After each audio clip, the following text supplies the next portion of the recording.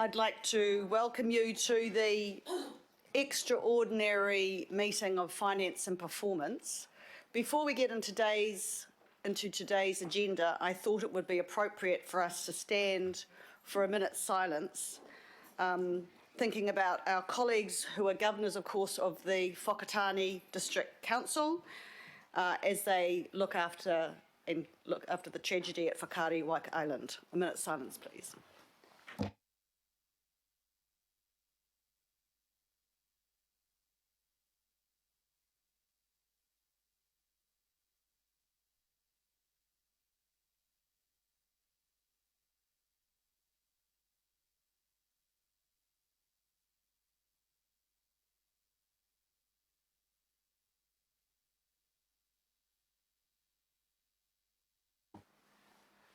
He hua ki nā mai rā ngā tatua te pōtuia, te hono whiria, te hono ki awa, te hono ki a rua. Harua, te pūkenga rua, te hora rua, te wana rua i te atamai. Rua matua take a tāne. Tēnei au te pūkenga te wānanga, e are nei te tāringa ki te whakarongo ki ngā tāringa o ronga mai taha nui, ronga mai taharangi. Ko te hono tēnei ka mau whiwhia, mau rawea.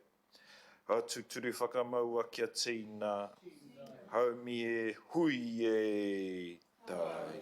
Kia ora tātou. And thank you, Member Blair. We'll start with apologies, and I have apologies from Councillor Young, who is attending the inaugural meeting of the county's Manukau District Health Board. Councillor any other apologies? Right, then we move on to declarations of interest. Do I have any declarations of interest? No. I have no petitions. As this is an extraordinary meeting, there is no public input or no local board input. So I've also had no extraordinary items. So I will just let the Mayor gather his breath as I move on to item 7, which of course is the mayoral proposal for the annual budget 2020. I'd like to remind members that of course you've had 2 opportunities to input and ask questions and request any amendments, and none have been received. So, Your Worship, I'll hand the floor over to you. Thank you. Thank you very much, Madam Chair, and can I just add my acknowledgement of the sad events at Whakaari White Island today. I'm sure all of our thoughts are with the family and friends of those who have lost their lives, those who are in hospital with serious injuries, and we think about the Kiwis and we think about the international visitors who have been affected by this, and whatever the final figure might be, it is a huge tragedy for New Zealand as well as those who lost their lives. Thank you very much, Madam Chair, and while I've gone through with councillors the proposals in the mayoral statement in a workshop, this is the first time that we have done this publicly. So I want to reiterate some of the key points behind what I'm proposing for the budget 2021. And I want to begin really by talking about the context for setting the budget this year. And the context is that we are in the fastest phase of growth that our country and this city has seen. The numbers may have come slightly back from the peak a year or 2 years ago, but we're still adding a city the size of Tauranga every 3 years. And that means that there has to be a real emphasis on infrastructure. And what this budget does, of course, it's year 3 of our long-term plan.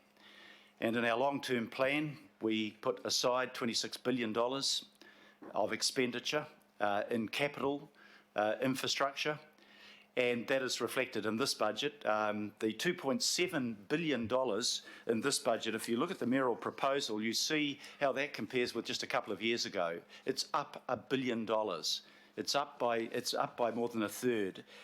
And that infrastructure investment is critically important. If you look at the level of assets that we have as a council, it's now in excess of $53 billion. And that's fantastic. It's like having a, you know, when you own a home, you look at the asset value of that home. But of course, owning an asset also involves costs of maintenance and it involves costs of depreciation. And while in our own homes we don't consciously put money aside for depreciation, when you're an organisation of this size and with that level of assets, we have to, and we're moving towards fully depreciating our assets by 2025. So that means more money set aside for future needs and more money that we are spending right now on the maintenance of those assets. What we have achieved, I think, needs to be stated because it's quite substantial. In housing, we saw from our economist just last week that for the first time in years and years, we are actually building housing at a level where we are meeting the current growth and actually making some small inroads into the backlog. The backlog of housing need is about 45,000, so it's going to take some time and we need to keep that effort up. But record levels of housing consents month after month, that's really important. Really important too that we hit that magic figure of 100 million passenger trips a year on our public transport. Not the all-time record, because in a wiser age, we had things called trams and most people travelled by public transport. We followed the Los Angeles model to our cost, but we are now building back that transport network and it will make a difference. And when we see CRL delivered, that will be huge. That will be huge for our city and likewise for the delivery of light rail, but that timetable is in the hands of the government.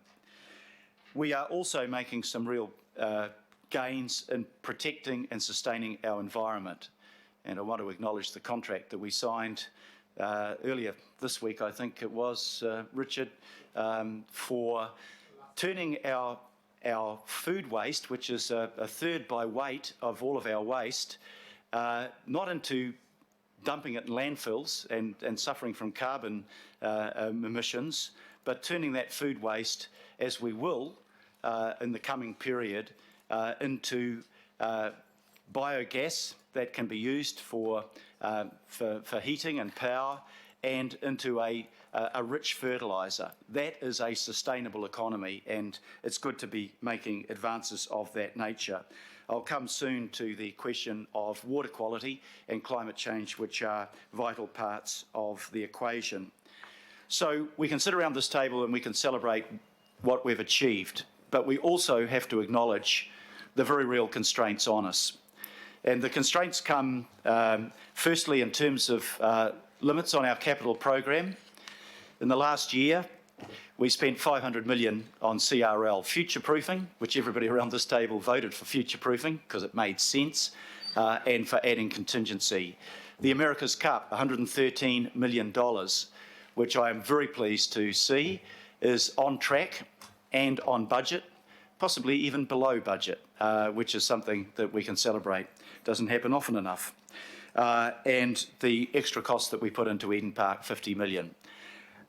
That means, particularly with the CRL expenditure peaking in 2023, that we will brush up against the debt to revenue ratio that we have. So while we've done really well, we don't have a big pot of money there just begging to be spent. It doesn't exist, it is committed. We will wait with interest to see the Minister's announcement tomorrow on extra infrastructure spend, but we won't know for some months what projects that might assist us with. We also face, secondly, some additional costs that can't be built into this budget yet because they haven't been finalised, and those are the costs that come through our council-controlled organisations. We know, for example, we put $12 million into operational spending for 1 year into Auckland Transport last year. We will need to at least meet that level, I imagine. And there are other requests from CCOs that will be gone through carefully, and we will be exceptionally careful in what we approve, but there will be things that are needed to do. So that lessens our scope to move to invest either more in operational or in capital expenditure. One thing I wanted to do, if I return to the environment in this budget, was to send out a signal. We won't be massively increasing our budget for climate change until we have worked through the process of looking at the climate action framework, which we have now received submissions on and we are working through. And the time to significantly increase our funding in a program such as reducing our carbon emissions will be our long-term plan. It does have to go out to consultation. We will need to look at where we reprioritise, what we can do best in terms of value for money in our expenditure, and whether we need to raise additional revenue. But I thought it really, really important in this budget to send a signal that we were about getting our own house in order and showing some leadership.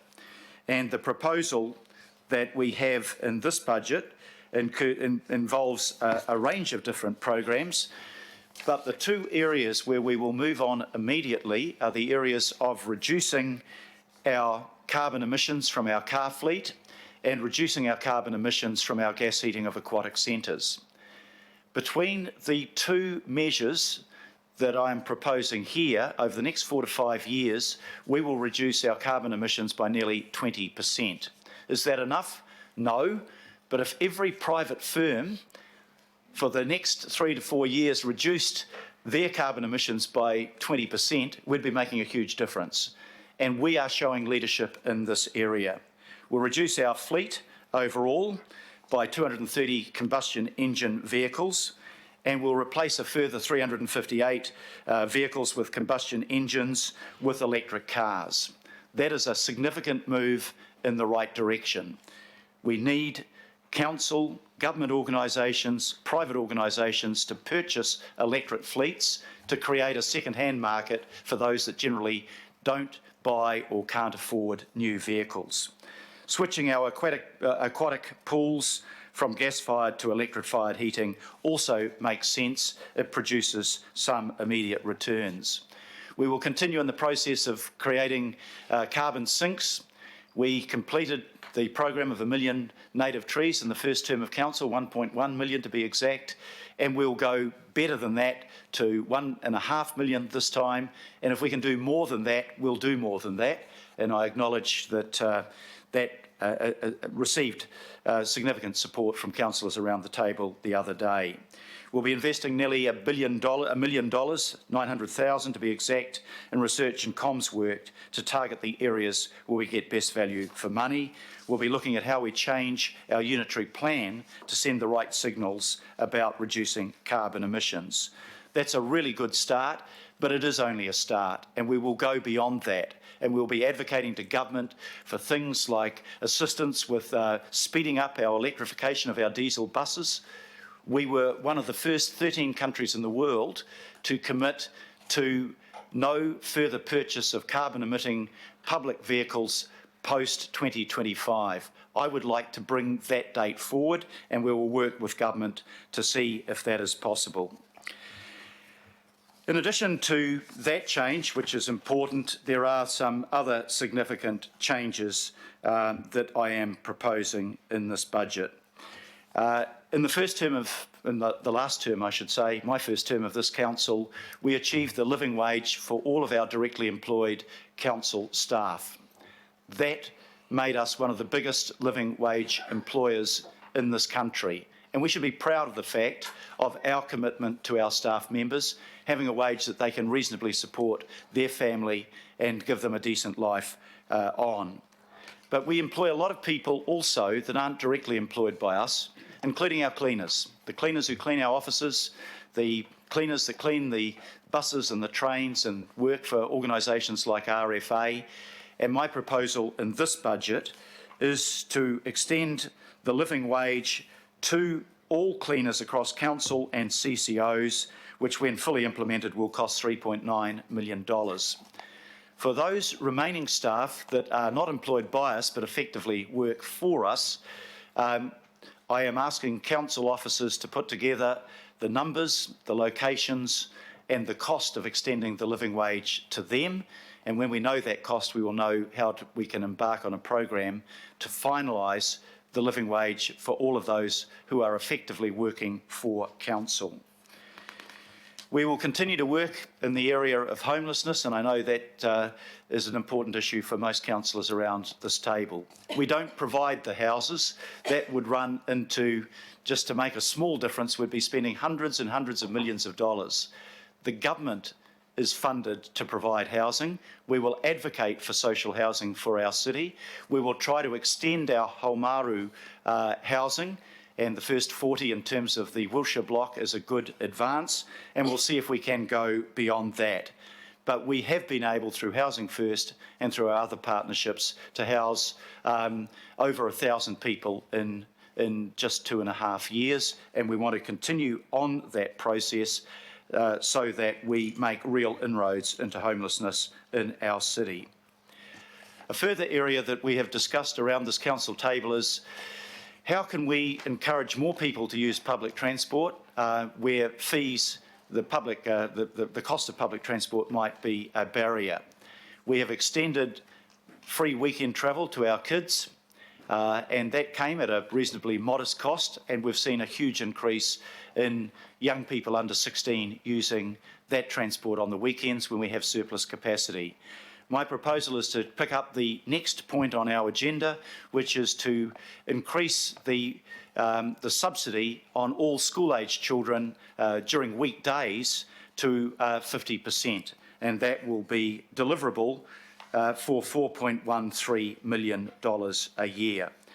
So those are significant changes that are important in terms of what we're proposing to do. The rate increase, and it's always interesting to do a media conference because half of the questions are, why are you putting the rates up by so much? And the other half of the questions are, why don't you spend more money? Most of us understand in our own lives and as governors of this council that to spend money, you've got to raise revenue. We agreed in last year's long-term plan to lift our average general rate increases by 3.5%. We went out for submissions on that. We heard the submissions, we listened to the submissions, and we made the decision overwhelmingly that we needed 3.5% as much as anything so that we could ensure we could maintain a debt to revenue ratio that would enable us to invest what we needed to invest in our capital infrastructure. We will keep to our 3.5% undertaking last year and the undertaking that I made in the recent election campaign. I know having more money would be desirable, but I also know that there are people in our community that struggle to meet their costs, including the cost of their rates. I did not promise a rate increase higher than an average general rate increase of 3.5%, and I don't recall any other councillor promising that either. So what we also need to do is to make sure that we maximise the value for money we get from our expenditure. We can be proud of the fact that we will cumulatively have saved $62 million a year in the budget that I am proposing, and that our value for money and other reductions in reducing inefficiencies, reducing duplication. Chair of the committee might remind me, it's $270 million already realised out of a target that we have of $500 million. So I think when your constituents say, are you searching for value for money from the money that we contribute to you, you can look them in the eye and say, yes, we've done more than any other council in this country in following Section 17A, actively searching for efficiencies, not by slash and burn, but by finding better ways of doing things and delivering more services because we get that better value for money. So that, in essence, is what I'm proposing in this budget. There are some other areas arising out of our decision in the long-term plan where we will significantly increase expenditure in this budget.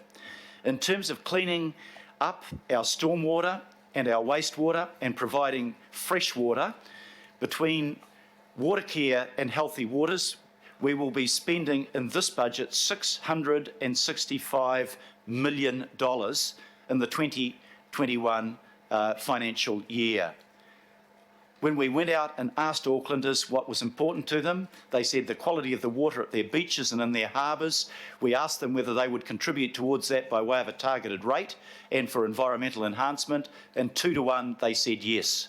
2 to 1 in the polling that we did, and more than 2 to 1, 70% of the submissions that we received. So that extra money will be part of bringing forward by 20 years our cleaning up of our waterways. If we look at the area of parks and open spaces, we will be spending $57 million on acquiring new parks and open spaces in the financial year that this budget covers, and we'll be spending $43 million more on development of those parks and open spaces. That, I think, is a big step forward. We will continue with the changes that we're making to reduce illegal dumping and to improve our dealing with waste and waste minimisation. We will invest heavily in 2021, which is going to be a spectacular year for the city. We start with the Parada Cup in January. Te Matatini will be the biggest Māori cultural event in this nation and probably in the nation's history. That will be really great, right between the Parada Cup and America's Cup. We go on with the Women's World Cricket and Football Cups, the Men's International Championship for softball. We have APEC, which will be huge. And we end the year with the Ocean race, once known as the Volvo race, which is also a spectacular event. So 2021 is the time when we showcase our city to the world and we produce a really vibrant and exciting city, and we're making good progress on the preparations that we have for that. So I want also to acknowledge that we are working to achieve improved outcome for Māori, and you'll see in the budget provision there and the upgrading of Marae, but also in the areas vital to Māori, housing. 57% of our people that are housed under Housing First are Māori. That is an indication of the disadvantage and the need to address that area. Those things are really important to ensure that we achieve an inclusive city. It's a big program we've got in this budget. It is doable. We acknowledge the constraints and we maintain our fiscal and prudential management of our finances, but at the same time we move this city forward. I'd like to commend this budget proposal to members of the governing body, to welcome questions and comments. And of course, this is at this stage simply the mayoral proposal. It now goes out for consultation, and we will listen to what people are saying to us, what their priorities are, and the degree to which this proposal matches their needs, their concerns, and their expression of opinion. So thank you very much, Madam Chair. I'm happy to answer any questions that people have over and above what we've already covered in workshops and other sessions. So just before we do that, I take it you'll be happy to... I will move the acceptance of the mayoral proposal as it's set out in item 7. Let me get exactly what the wording is. Receive. That we receive it and we note the key matters that are outlined. Okay, and I will second that. So then we'll move over to questions and comments. I'll put them both together because, as I mentioned at the very beginning, that we've had our chance really to do that both verbally and in writing. So, Councillor Henderson.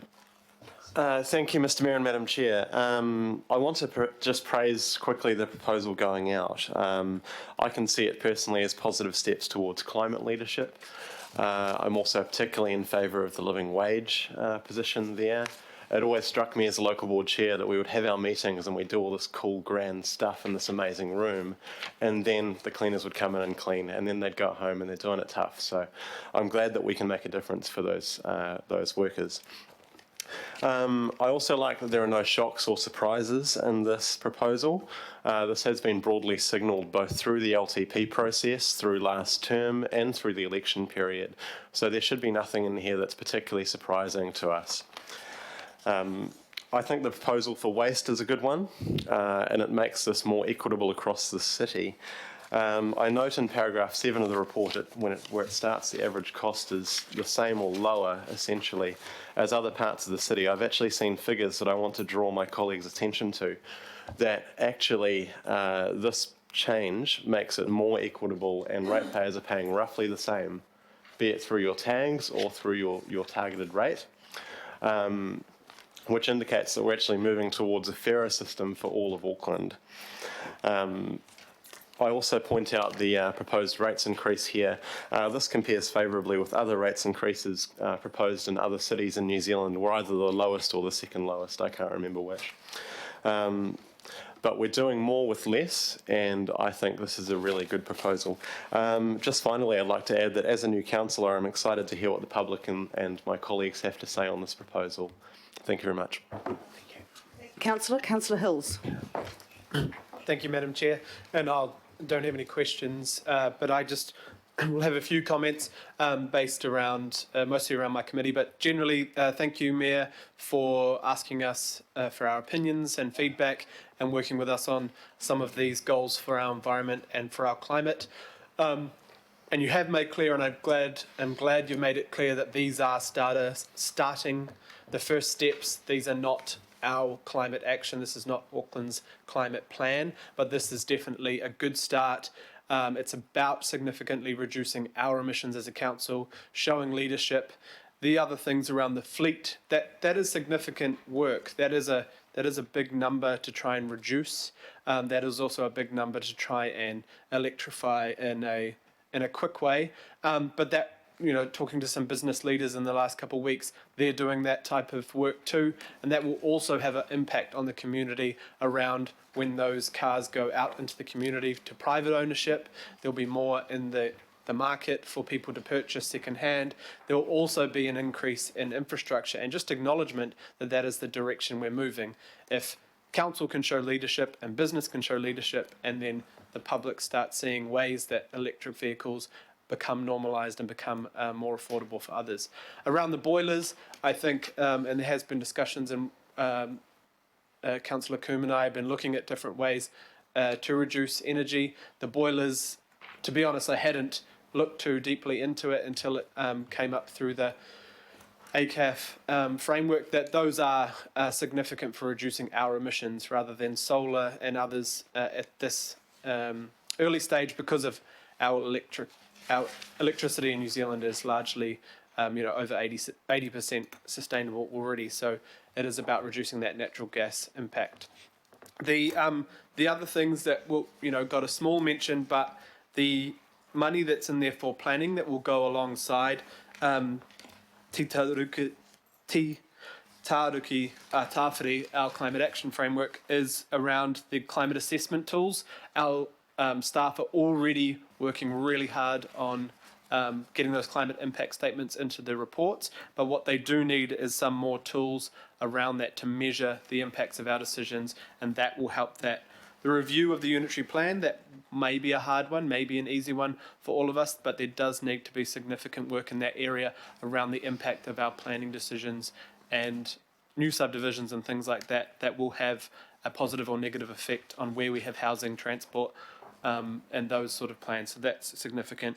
The natural hazard and risk assessment, funding, economic impacts of climate change, the Māori word view, and that'll be led by the Kaitiaki Forum. Those are extremely important threads to be within the climate action framework. And we know it's not all about money, but this money will help that work to be done when we get the report back in early next year on what the community have said and what we need to get there. So it's a climate emergency. I wish we were moving much faster. I wish we did have larger budgets. I wish it was the 10-year budget year this year, but it's not. So I understand that this is a really good first step, and we need to show leadership in many ways. I think this is it, but I want to make sure and make it very clear that this is not our action on climate. this is just our first step, and it's a good first step, as well as all the other work that has already been going on. The other thing is that this will be the third year of the natural environment and water quality targeted rates. I think it's very clear in our communities how much of a massive difference that's making in our communities, and we will see that really ramp up. The amount of things that are going on to improve our water quality and our natural environment is pretty fantastic, and Auckland is, and that's your leadership and the Mayor, our leadership around this table, but also Auckland is saying they are keen to pay a little bit more to help address these issues. So definitely positive about the direction of this budget, and thank you, Madam Chair, and Deputy, for your work on this in quite a quick session after the election too. So thank you. Thank you. I've got no one on the list for any, Councillor Darby. Just a question on a budget that might come back to us, and probably for Matthew. In light of the Queen's Wharf Dolphin budget, it's currently in budget at 9.6, rounded to 10. And as of Friday, there's a stay in the proceedings, the Environment Court action. If we arrive at a point where there is no project, does that give us debt headroom of approximately $10 million for this budget? Where would that sit? So, through the chair, yes. Headroom going forward. But I wouldn't get excited about it, because if the Dolphin were not to go ahead, then what we would need to do was to bring forward the expenditure on a permanent solution, which is permanent but would also be very much more expensive, as you and I have discussed on various occasions.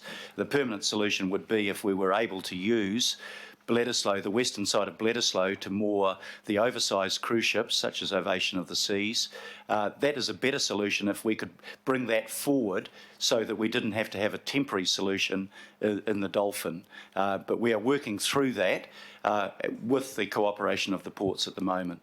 But, you know, I think all of us would like to see the permanent solution rather than the temporary solution, but we need to work out what that actually means. But the amount of money that would be involved in remedial action for Bledisloe would be significantly higher than anything that the Dolphin would cost, but it would be there permanently. I agree, but I guess my emphasis is that it would be a different budget decision. I'm talking about the historical budget decision. Yeah. It would be different. And that could be reversed. In terms of, just clarification, Mr. Mayor, I think it was on the child fares, which is consistent with what we were discussing last year, the increased subsidy. The wording is all school children increasing the child subsidy. The child subsidy is for 5 to 15s. That's the definition of child. You are referring to child and secondary students. Yeah. Okay, that's good. Yeah, it includes up to the age of 18, I think. Just looking around for confirmation of the detail. 18, yes. Okay, good. 19. Okay. Up to 18, but below 19. Okay, it's looking better all the time. So it's not just child, it's We'll reach 25. it's child and higher. And just in terms of, I agree with you that we should review the Auckland Energy Plan through a climate lens. Is there an assumption that we've already got underway a review of ATAP and the Regional Land Transport Plan through a climate lens, or is it worth emphasising that in this budget, or is it already assumed? It is assumed, and you know, maybe I can just use your question to answer a wider one that came from two other colleagues. Some of the big changes we'll make in reducing emissions are, one, moving to public transport from private transport. Every 90 people on a bus is using far less, causing far fewer emissions than 90 private cars. But we also need to look at how we can lift that capacity and how we can electrify the last link, which is to Pukekohe. Electrifying from Papakura to Pukekohe, I think, would be widely welcomed. Third main trunk, which is not in this budget, but something that we're pushing government towards. And maybe that's something that the Minister of Finance will be considering when we get the final announcement, which will be early next year on the specific projects. That's important. The other work that planning has been doing on this council around intensification, I think you and I have shared the figures that 25% of our new housing consents within 1.5 kilometres of a major arterial route. And encouraging cycling and walking. All of those things will have fundamental and long-term impacts on climate change. And when we argue for public transport, it's one, to reduce congestion, but it's two, to reduce carbon emissions. And you're absolutely right to emphasise that point. It's good to get the confirmation that ATAP and RLTP is assumed as being reviewed through a climate lens. Thank you. Thank you. Councillor Walker. Just got a few questions. First off, just around the decarbonisation of the fleet and the change to electric vehicles. That's great. And I see here that it's mentioned that you're going to be doing a technology review in 2022, and that's fine. But my question is, are we going to be expanding the in-house charging facilities for the fleet? Because we need instant commitment to that. Is that happening? Yeah, And do we have budget for it? That will be happening, and I'm mindful of the fact, Councillor, that your electric charger was taken and put over on Great Barrier. That's My correct. apologies for that. But no, of course, with the electrification of the fleet, built into that is that we need the facilities by which we can charge the fleet. Okay. The other question I've got is just around the food waste initiative, and I'm supportive of that initiative. Having said that, in instances where it's actually more cost effective for the council to have people dealing with their food scraps at home through composting and worm bins and by communities, are we looking at some form of much more effective subsidy? Because those initiatives can save us money, that is, they are cost effective. So are we actively looking at that? Because that would save us money. Yeah, I think about 50% of those that are using of people currently are doing their composting that would be using the service. 50% aren't. And of course, none of us use compost for bones and meat. Well, most of us don't for meat, and none of us for bones. So the new system will be far more effective. But what are we doing to encourage that? I'm sure you've done this already, and that's you go to any Enviro school around and you just see how the kids are really involved in Meadowbank School. The chair and I went to a while back. Our kids are growing up with a far healthier attitude towards sustainability than this current generation. But I'm still appalled that more than a third of our waste to landfill is food scraps at the moment.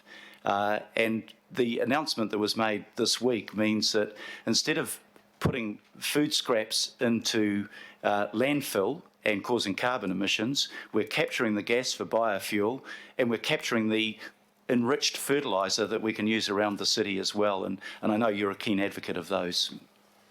I think the question I'm putting is, are we going to look at arguably a more market-driven facility for food waste as it goes to commercial premises but also residences, so that where somebody is doing something more cost-effective, and I'll repeat it, saving us money, because it's far cheaper for us to have somebody using their worm farm at home, which, by the way, can process meat,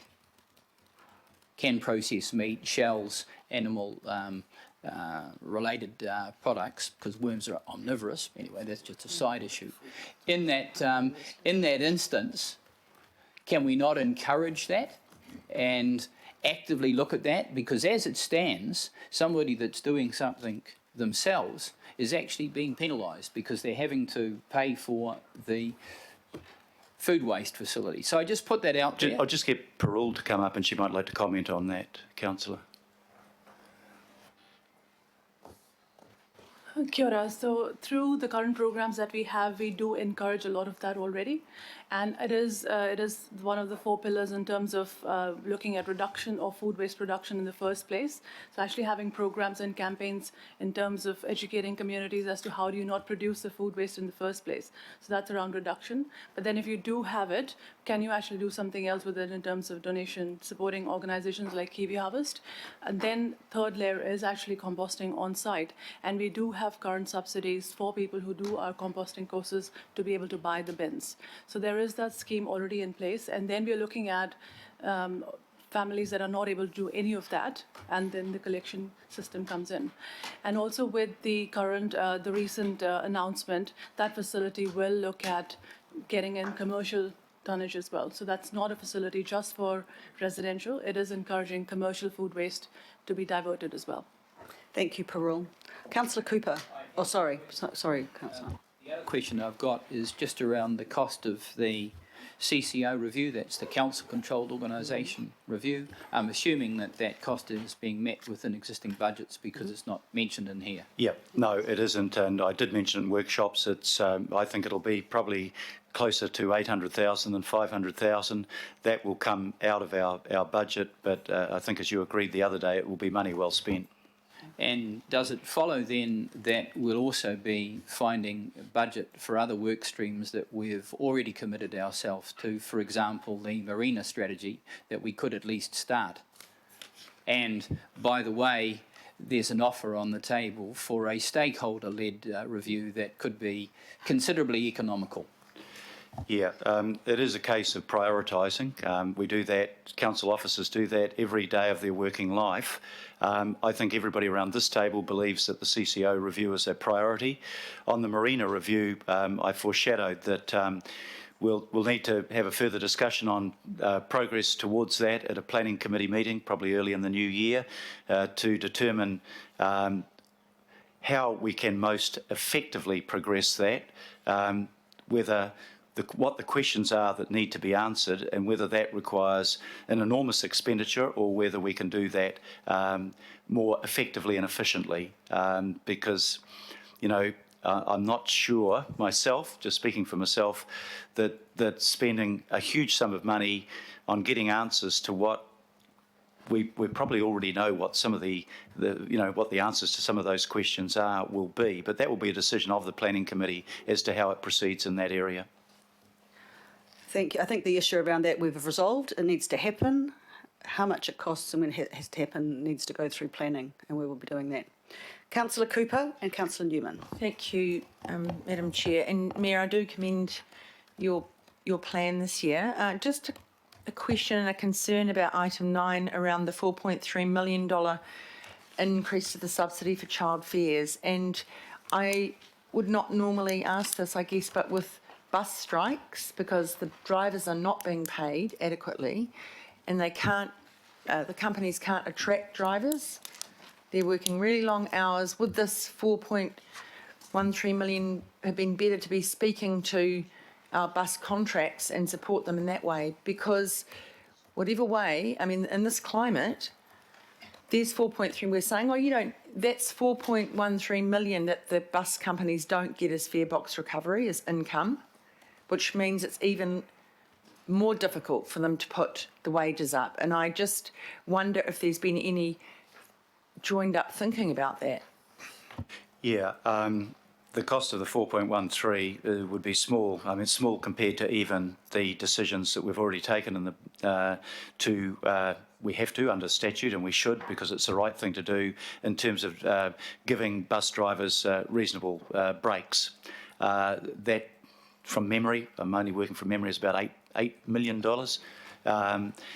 The cost of paying drivers at a rate that ensures recruitment and retention at the levels we will need will also be considerably higher than this sum of money. That is currently being addressed, as I understand from Auckland Transport, in a memorandum of understanding between Ministry of Transport, local governments across the country, bus companies across the country, and their drivers' unions. There is the MOU will address how we can bring bus drivers' wages and conditions to a level that makes it an attractive occupation and meets our need and is fair to those concerned. I have a certain degree of sympathy for our bus drivers.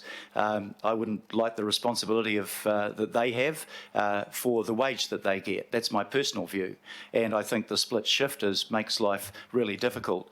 But there is an MOU set up to tackle those problems involving government and council, because councils, not just us, but around the country, because it's a joint decision on funding that, and the employer and the union. And I hope that that environment, that arena, is the one in which we can get a long-term solution.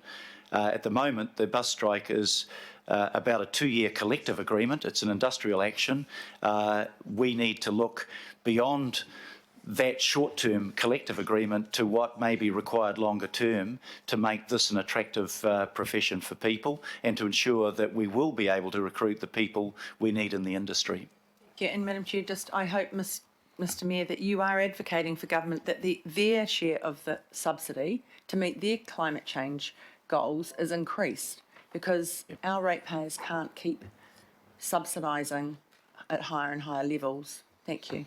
I'm always advocating to government and saying too, when they decide on a capital program, like spending $10 billion, what's the opportunity cost in other capital programs that might need to be put in place?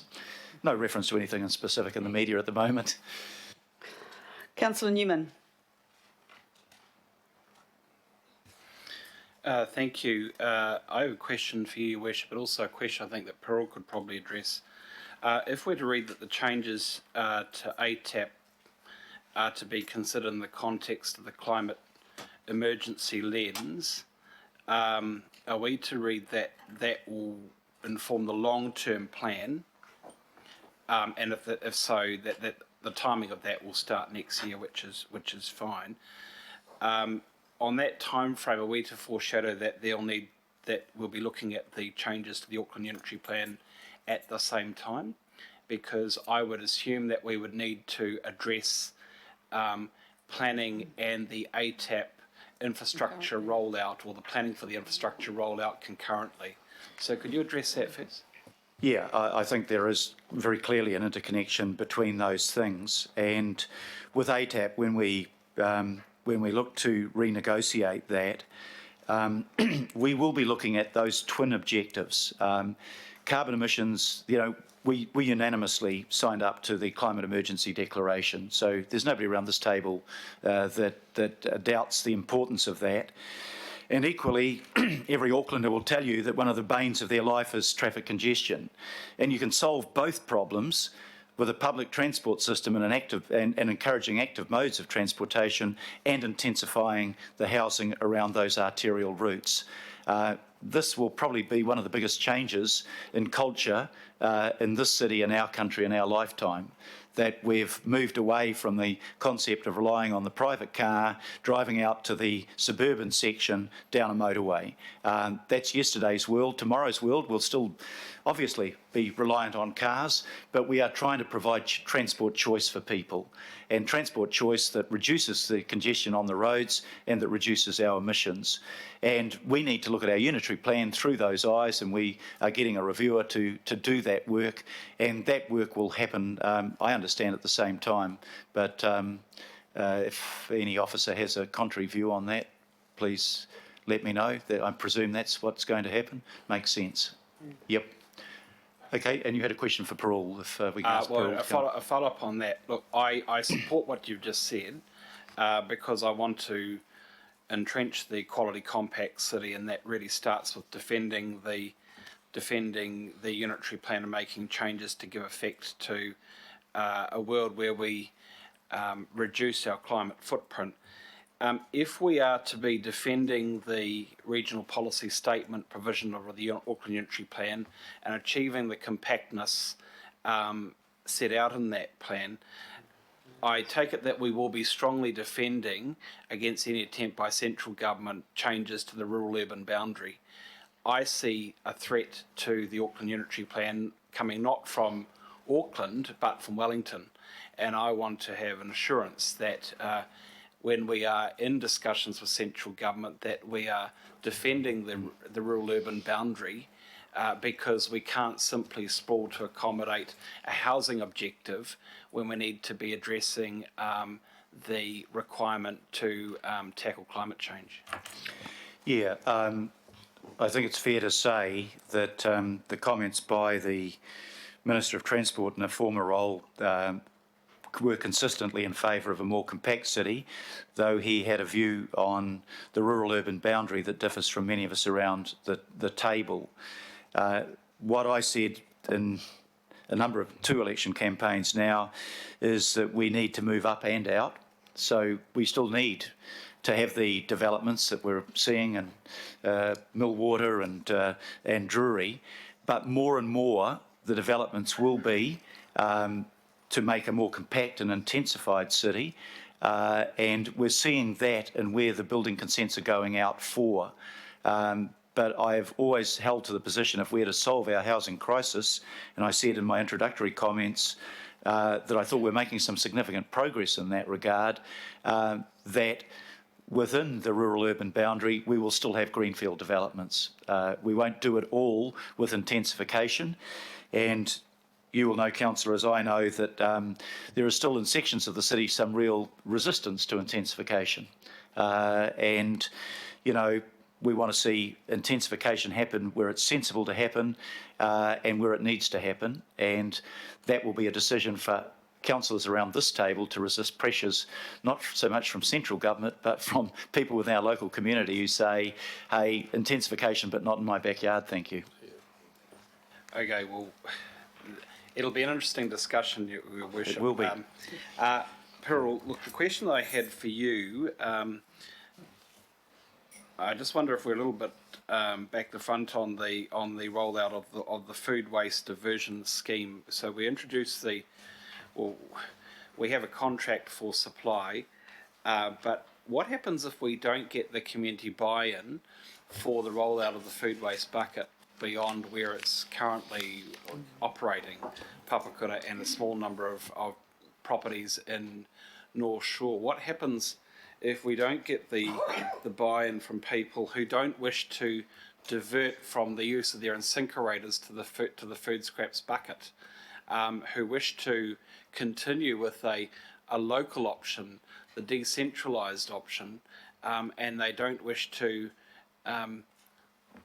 divert from the current schemes to a scheme so as to sustain the centralised model? What happens then? Through you, Madam Chair, we have been consulting on the introduction of a food scraps collection for a very long time. So we did it through our first waste plan in 2010 and then in 2018 as well, and through the long-term plan process as well. And the feedback from that has been positive and supportive of the service. And based on that, we went ahead and did the procurement for the actual processing plant. So there has been commitment from committee and from council to do this, and we've had the backing from the community on it. Since we've announced the processing plant, we've had a lot of positive media as well and social media support as well. Yeah, Facebook likes is not quite what I'm aiming at, because there has been quite a lot of positive support, but it has been a contentious debate. When we had the waste management minimisation plan consultation, there was a lot of feedback at that stage for as well as against, because a lot of people wanted their local food worm farms and composting and incinerators and what have you. We still have to go through the issue of the consultation around a new, $68 per annum target rate, whatever it is, for the bucket. We still have to get that over the line. We're not there yet. And what happens if we don't get there? As I understand, we had the mandate to go out and procure the processing unit, the plant, and the $68, that is part of what is legally required in terms of putting it out there, in terms of how do we fund the service, and that is through a targeted rate or through other avenues. So Andrew Duncan's team, the rating team, is not required to do any more consultation around this. We've got the green light ready to go. Andrew's, They will need to consult on the targeted rate each They will financial need year. to consult, So, yes. So they do need to consult, and the answer's no. Then what? Should we cross that Then, bridge? then we take a major step backwards in terms of reducing the 35% of waste that goes into landfill. And I don't think anybody around this table thinks that we don't have to address that problem. It is a case of we all want to go to heaven and we don't want to die.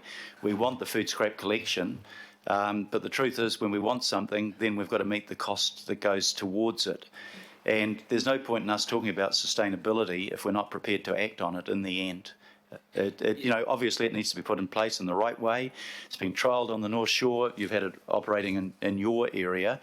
I'm not saying that we don't need to listen to what people are asking of us, but we also need, and this council has passed time and time again that we need to do this. We go out to listen, but we also go out to explain why we need it. If we don't do that, we're not doing a service to our constituents. I understand the argument. The argument applies and my constituents are paying for it. The point being that there is a process to go through here, and that process does require that we give consideration to those people in the community who have other options and who wish to pursue other options, who may well wish to pay for this over and above, but some who may not.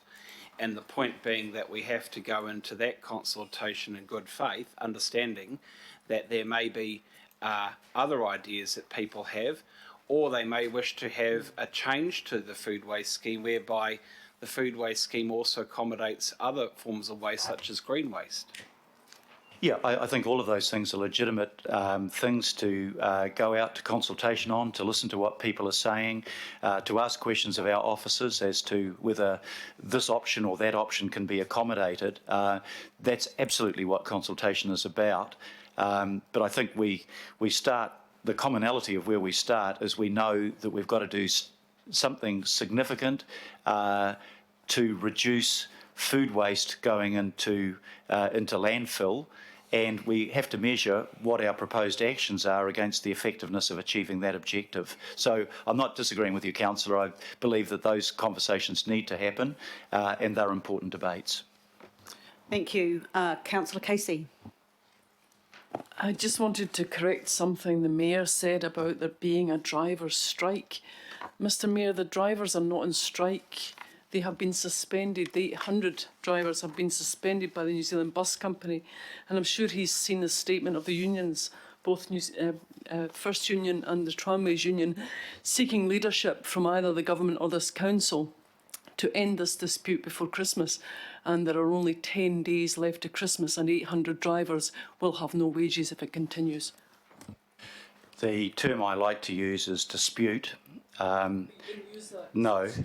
No, it's, and equally other people have used the word lockout. I'm told by Auckland Transport, well, I don't think we need to get into the debate actually. No, we don't. What we really need is a resolution to a contract negotiation on a collective agreement, but to also acknowledge that that occurs within the wider approach that we take through the Memorandum of Understanding, that we do want to do something about driver wages and conditions.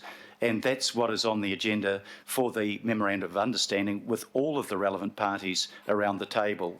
However, my role and my training is not as a conciliator or a mediator or an arbitrator. And I know from central government and local government, if elected officers, elected representatives jump in, you simply take the burden off both negotiating partners to find an agreement that makes sense, and you impose a third party on that, and that doesn't often help with the solution. It just creates more problems. That's been my personal experience. Thank you for the clarification, Councillor Casey. Councillor Fletcher. Thank you, and I apologise to everyone for wearing my sunglasses, but I managed to break my glasses on the way here, so I am having to use the lens of these sunglasses. I've got a couple of questions, and it sort of follows on from some of the interrogation that Councillor Newman was giving. We're making assumptions here on matters for consultation. So forgive me if I just want to just clarify a couple of things. The targeted accommodation rate, when last officers advised me, that was before the courts and the judge was to give a ruling. Does that remain the case? Yes. Yes, yes. So what assumptions within the budget might I make on the targeted accommodation? No assumptions, because until such time as we've seen the results of the judicial review, we have no guidance at all about whether changes are needed in that regard.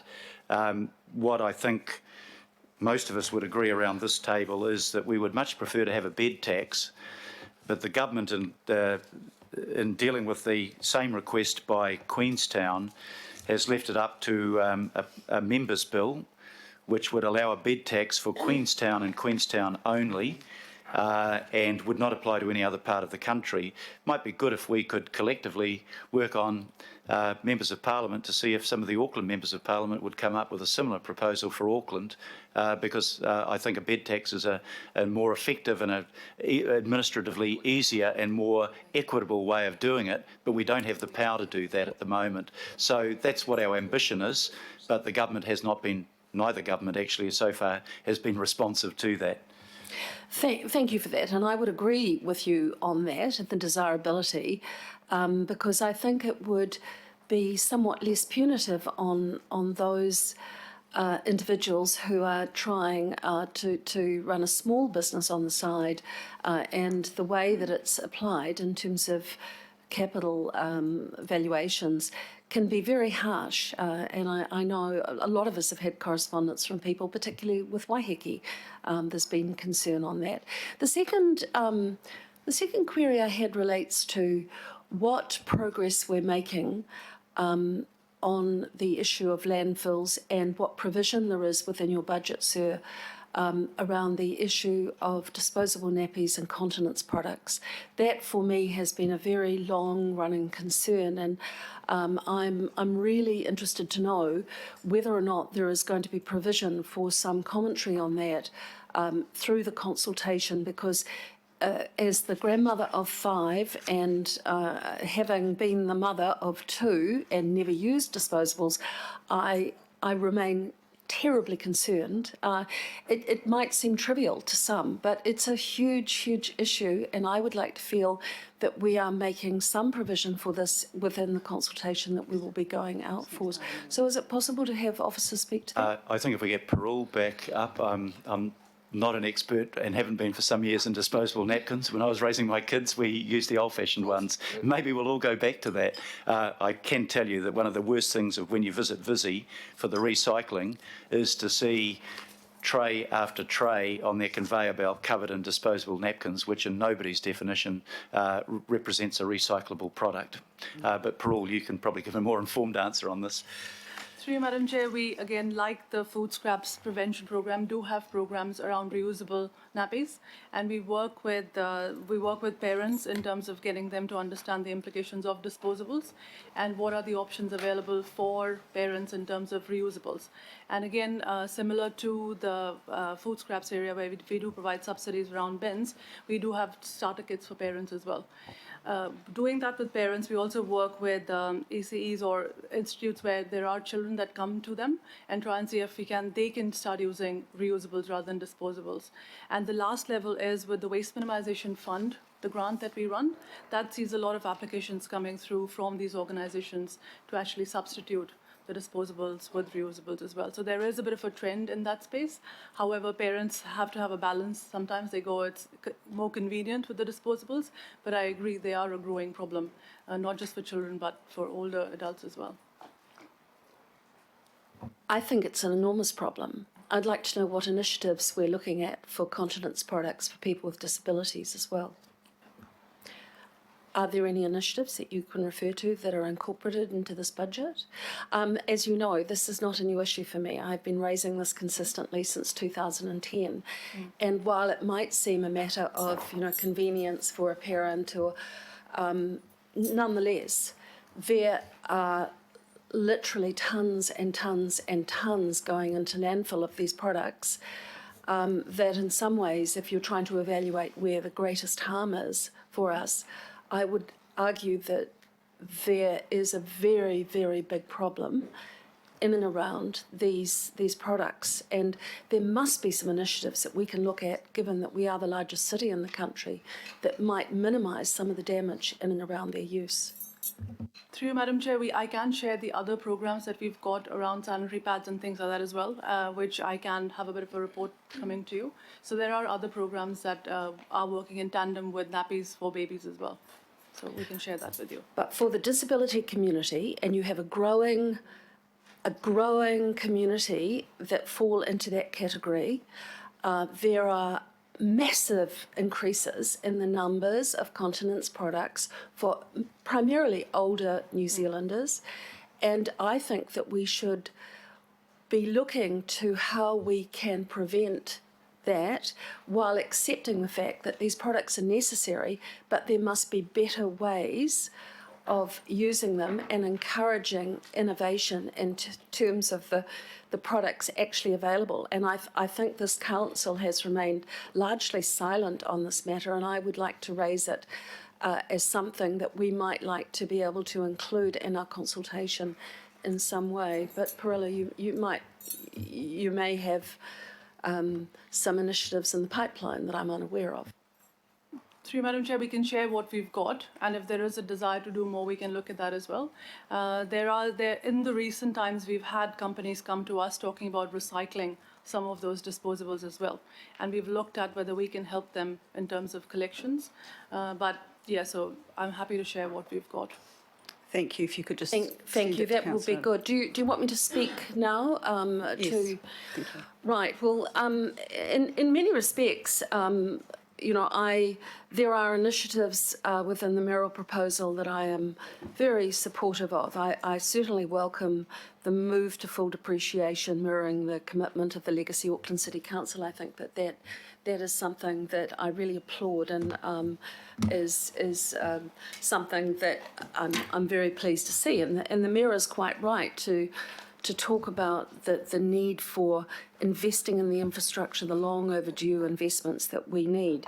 But I'm also mindful of kind of how we manage change. And given that 1% rate increase equates to, what, Madam Chair, about $16 million, is that right? $18 million. In the scheme of things, it's sort of nickel and diming, really, when you look at these vast sums that are spoken of by the Deputy Mayor, the 29 billion and so forth that we are going to have to be able to find. And what is to the forefront of my mind is just the inconvenience that this generation of ratepayers are experiencing. With Mount Eden coming up, we've got the closure of the Mount Eden station for 4 years. We've got major disruption in and around that area. We've seen the disruption in Albert Street, and it's about trying to look at how we can best manage as we build the city, and equitably deal with the services that the public do require. And to that end, I'm a bit concerned that we may not be taking into account the pressures on our communities of what, while it may be 18 million that you're adding to the revenue of the council, but what the impact will be because of capital valuation on the rates for those families and those homes where there might be a higher valuation on the house, but there may not be the cash coming in the door. I've also had cause to deeply reflect and suffered some voters' remorse, actually, on what the impact has been on the fuel tax on many families for Auckland.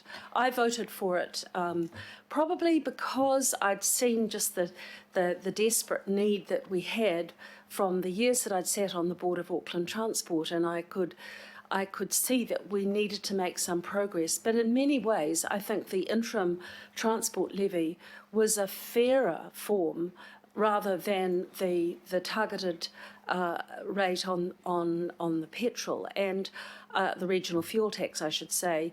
So I've really regretted my vote on that, and I wondered why that it is that we're not looking at some potential change to that, because it's not just the people in and around my own community that I represent. I've received many submissions from people who are really experiencing intense pressure, and I know that we don't have public transport to all of those areas as yet that we would like to have. And I know that for many people, they do not have the choice of anything but a car to get to their work.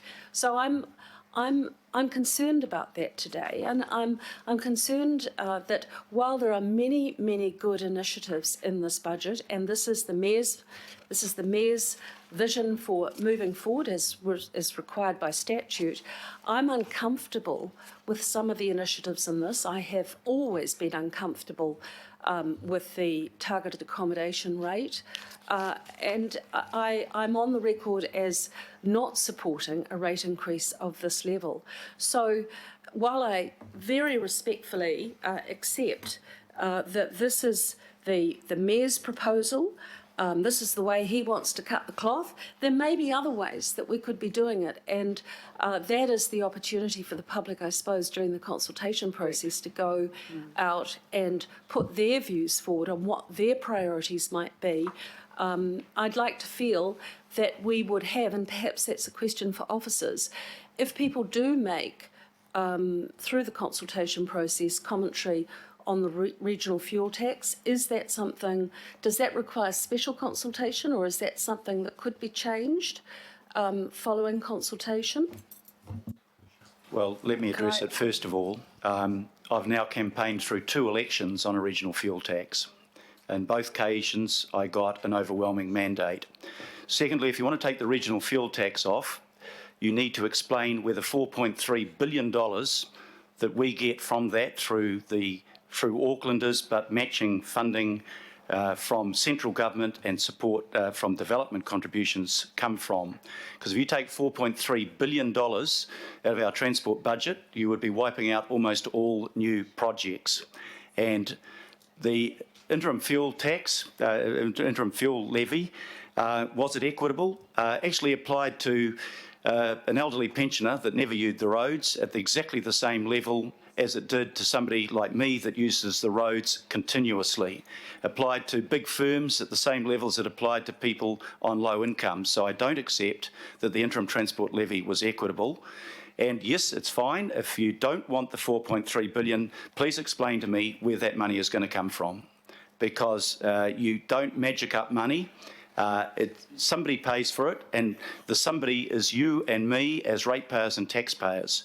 But we pay for it because we know you cannot let this city grow into continual deadlock on the roads. We need the money, and there is no...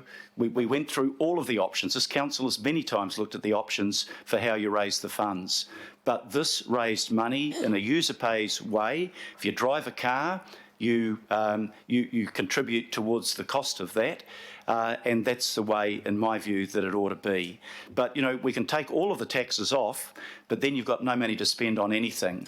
And time and again I hear from people, we want you to provide better services, we want you to invest in more infrastructure, but we don't want to pay towards it. Well, that's not the real world.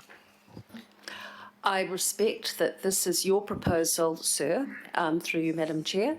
And what my questions relate to is where the opportunities are through the consultation process for people to express a view and for the appropriate response from us as elected members when it becomes our budget. So, Madam Chair, I don't wish to take too much time in the debate today, but I will not be supporting this proposal, and I would like to feel that officers can present to us in a way that is as comprehensive as possible, perhaps other ways that we might cut our cloth for Auckland. I'm not unrealistic. I realise that we need income in order to be able to invest in the city, but what I'm querying, is this the only way, or do you have a monopoly on good ideas? Yeah. Thank you, Councillor. Just remind you... Absolutely not, but I took my ideas to the election and you took your ideas to the election. Ladies and gentlemen, can we just stop there? Thank you. I don't think... I'll move on. Thank you, Councillor Stewart. You have a comment or a question. Thank you. So, if you want to come back up. Okay. Parul, can we have you back again, please? Thank you. Thank you. Just a couple of areas, and one of them I'm just picking up on what Councillor Fletcher was talking about with the disposable nappies, and I know it's something you will remember back in 5th of January 2018, had really severe weather, and a lot of the rubbish bins opened up, and some of the bins actually had these very heavy disposable nappies in them, and the bin collectors found just too heavy to lift, and so they were just left. And if it hadn't have been for you organising for somebody to go and do the heavy lift, that would have, been a problem. But we do have an ageing population, and we do have a lot of people with disabilities. So I certainly support what Councillor Fletcher's just been talking about. But one of the things, another area that I'm a little bit concerned about is the proposed food scrap collection. And I know that I have discussed it with you before, the size of the bins. Got a few concerns. Health and safety is one of them, and that is that we're going to have these small trucks going around. Pick it, they have to do it by hand. They have to go and lift the lid and dump the rubbish, and that was something that we tried to get away with when we had the small recycling bins of the past, which went right through the whole region, and no longer used. So, one of the other concerns is a lot of people in my community have said that they're concerned about flies and the smell. People won't clean the bins. It's not just in my community; it's people in neighbouring communities are very concerned about it. I've had a number Councillor, of... could I don't mean to interrupt, I'm terribly sorry, but this budget isn't changing that as yet. Can we hold those questions until we get to the time in our calendar when we will be potentially looking at that or not, all right? This budget for this year, financial budget, is actually not changing the current food scraps bins anywhere else, all right? Right. So just leave it there. No, but I do think that people need to start thinking about this. If we're going to be voting on it at another time. We do need to think about it. Thank you, Councillor. Councillor Mulholland. Kia ora tātou. Thank you, Madam Chair. Thank you, Worship, for the proposal, and I'm appreciative of the opportunity that this will go to community for consultation. So kia ora on that. I do have a question, please, with regards to contamination and landfill. This may or may not be the appropriate space to raise the issue, and the concern that my community have raised with me. I believe it's a very expensive item, or there is a lot of funds involved. So what initiatives do we have in relation to the mayoral proposal, and it may not be the right space, for the governing body, I note governing body, not local boards, to pay for the removal of contamination in our parks across Tamaki Makaurau? I'm just interested in an answer on that, and I do have a second question, please, if that's okay. Thank you. Kia ora. Thank you, Councillor. I probably need to get somebody with specialist knowledge on that. Normally, I imagine that where there's contamination, particularly where there's a health risk, we carry the cost of that and we remove it as quickly as possible. But I don't know whether we've got any specialist advisor from our staff there. Can if Ross, we haven't, otherwise I can we get certainly that to find you? an answer and come back, get officials to come back to you, Councillor. Kia ora. Were you going to give an answer or no? I don't think... We'll find someone to give a come. Kia ora, I'd really appreciate that. Actually, my community would appreciate that, and I'm sure across Tamaki Makaurau we do want to resolve that issue. I must take this opportunity, Mr Mayor, if you don't mind. In your proposal, we'd like you to add about $4 million for the purchase of Canal Road to save our trees. That's important to our community. Kia ora. Thank you. Thank you for that advocacy, councillor. We will take account of that. Yeah. So I think that exhausts this particular item 7. Look, I'm not going to add any words other than to say, in my personal opinion, it's reasonably fiscally conservative. It's in line with what the Mayor stood for at election time. It's keeping our debt affordable. It's keeping our high credit rating, all whilst delivering 2.7 billion of capital investment for a year which will host probably some of our largest events this city has ever seen. Also bringing into the city about 38,000 more people, which is the size of Taupo into Auckland. So we're also doing our bit around our own savings. Remember last year we exceeded budget. It's good to exceed budget when we're saving money. And we did that last year by over $1 million, as well as all of you being involved in the Value for Money Committee. So it's been moved and second, ladies and gentlemen. I'd like to put it to the vote. All those in favour say aye. Aye. Against?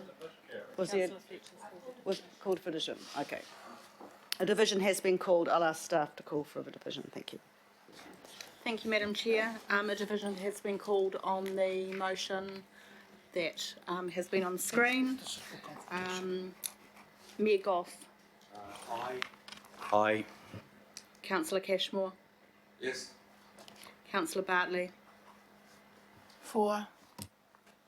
Member Blair. For.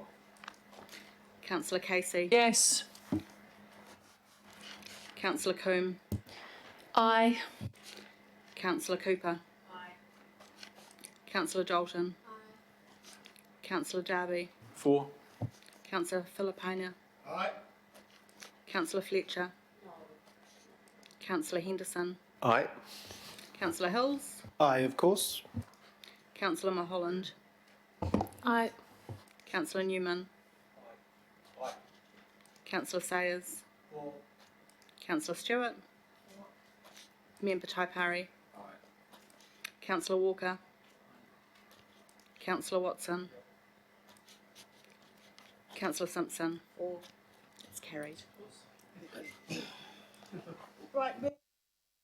Sorry, moving on to item 8, which is to agree the base set of information used to prepare the consultation material. And I'll welcome Kylie, Michael, Ross to the table. Maybe not Michael, Ms. Kylie and Ross. Excellent. Over to you, Kylie. Thank you. Thank you, Madam Chair. Kia ora i te whānau. The consultation material report details the annual budget process to date and what is required between now and adopting the final annual budget in June next year. Can you speak closer, please? The recommendations in my report cover 3 areas needed in order for staff to produce a consultation document and supporting information. These products, along with the feedback form, will be presented to governing body at the workshop on the 5th of February. Ahead of the meeting on the 12th, seeking formal adoption. The governing body will be asked at this meeting to agree the consultation and engagement approach. Public consultation will then run from the 21st of February through to the 22nd of March. We will present the feedback to you from the consultation in late April, and this will include feedback received on the Tupuna Maunga Draft Operational Plan. Over the course of May, there are workshops to discuss budget options and implications, and local boards will come in to provide input on regional issues. You'll be asked to make decisions in late May, which will allow staff to produce the final documents, and adoption for the annual budget 2021 is scheduled for the 23rd of June. Kia ora. Happy to answer any questions. Thank you. Questions? Councillor Cooper. Thank you. And I know how hard it is to get all these dates together, but what we've noticed is that for a lot of these meetings out in the community, councillors are just not available. And this is the governing body putting out its annual plan, and we can't be there to answer the questions. And personally, I feel as someone who's representing my community, I owe it to them to answer the questions and to explain. And it shouldn't be left to local board members. It's not their, that's not their role. They have their local consultation, but over and over again, we just keep looking at these workshops that can't. Sorry, I was going to say, do you mind if I answer that question, because I am. But it's a constant disappointment, Yes. Madam Chair, that it's local boards that have, it's worked around that, not around our availability. So we're going to change that, councillor, and I know by legislation that is the way the legislation is written, but I too am very wary and very cautious about the information process led by people who aren't the decision makers. So a memo is going to local board services, and actually there will be quite a strong dialogue between local board services and the councillors to make sure that they are available within that time frame within their community. Not everyone will engage the same way. Not every community, there are 13 wards within Auckland, not every ward will have the same engagement, but they will be set up when councillors are available. Can I just ask another question? So will you address the issue that some of these consultations are actually in local board meetings and chaired by the local board chair, which to me is very inappropriate? I don't know that that's going to be the case this time. Thank you. Councillor Walker? A related consultation matter that I've raised is around the council-controlled organisation review. And my understanding is that engagement around that is going to run in parallel with the annual plan. As I pointed out when I spoke to this at, I think, a workshop or may have been a CCO meeting, I'm not sure, I would suggest that people, many of them interested in engaging in the CCO review, are going to be interested in engaging with the council at a regional level rather than local boards. And local boards may not be so familiar with the CCO review. In that situation, and I could probably generate a list of any number of regional issues that people might be engaging with us on, matters to do with RFA, Panuku, Auckland Transport and the like. How are we going to accommodate that? Through the chair, we're still in the planning stages, so we've only just determined that the CCO review will align in consultation. So the actual full approach will be presented to you on the 5th of February, seeking feedback and then formally agreeing to that approach on the 12th of February. So we're still planning for the approach. I understand that. I guess my concern is that I'm being asked to vote for an item which is specifying times for public consultation, and it may not be adequate enough in terms of the duration of time, 21st of February through to 22nd of March, to accommodate the CCO review engagement. So the CCO review consultation is just pre-engagement, and then that will flow into the LTP where there will be full engagement during that process. Councillor Newman. Thank you, Chair. I'm not going to foreshadow that we have a vote. Well, certainly I'm not going to foreshadow an amendment to have formal hearings, because I want to give the officers the benefit of a go at how we're going to go through what is a fairly procedural, from what I can gather, annual plan consultation process this year. But what I did want to ask is the that contentious old chestnut of the key stakeholders meeting. Are we having the key stakeholders in again this year? And if we are having the key stakeholders, who's on the list to be a key stakeholder and who's off? Yes, we do plan to have a regional stakeholder event, and as usual we will share the draft list of people that we would invite, and you're invited to add to it through the chair.